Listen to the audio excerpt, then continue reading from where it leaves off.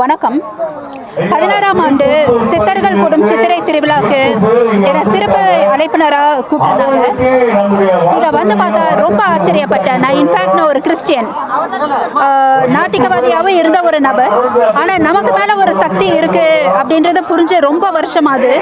ஆனால் இங்கே வந்ததுக்கப்புறம் பல சித்தர்கள், அறிஞர்கள், நிறைய அகோரிகளை பார்க்க முடியுது, சாமியார்களை பார்க்க முடியுது.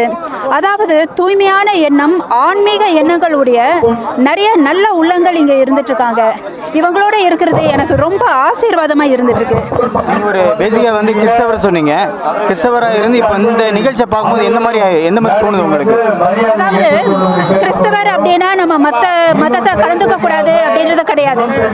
எல்லா மதத்திலையும் நல்ல விஷயங்கள், அருமையான விஷயங்கள் இருக்கு. அப்படின்னும் போது இந்த விழாவில் பார்த்தீங்க அப்படின்னா நிறைய ஆன்மீக செம்மல்கள் இங்கே கலந்துடுறாங்க. அப்போ எப்படின்னா எல்லா நல்ல பாசிட்டிவ் வைப்ரேஷன்ஸும் ஒரு இடத்துல இருந்தால் எப்படி இருக்கும், அதை நம்மளால உணர முடியும். அந்த ஒரு உணர்வை நான் அனுபவிக்கணுன்றதுக்காக தான் இந்த விழாவுக்கு ஒரு அழைப்பாளராக கூப்பிடும்போது நான் வந்திருக்கேன். நிச்சயமா இப்போ வந்து பார்த்தீங்கன்னா தமிழ்நாட்டில் வந்து பார்த்தீங்கன்னா நிறைய ஊருடைய பேர்லாம் பார்த்தீங்கன்னா அந்த காலத்துடைய சித்தர்களுடைய பேர் இந்த மாதிரி தான் இருக்குது. எதுவுமே வந்து பார்த்தீங்கன்னா இப்போதைய பேர் இல்லை. அப்படி இருக்கும்போது அந்த காலத்துலேருந்து இருக்கு பாருங்க, அந்த காலமா. அதாவது நம்ம ஒன்று புரிஞ்சுக்கணும், நவீன காலத்தில் எல்லாமே அரசியல், ஆன்மீகத்தையே அரசியலாக மாற்றக்கூடிய விஷயங்களும் இருக்குது. ஆன்மீகத்தை ஆன்மீகமாக பார்க்காம அரசியலாகவும் பொருளாதார ரீதியாகவும் பார்க்கக்கூடிய மனிதர்களும் இருக்கிறனால இந்த நவீன காலம் வந்து கலியுலகம்னு எதுக்காக சொல்கிறோம்? அதனால தான்.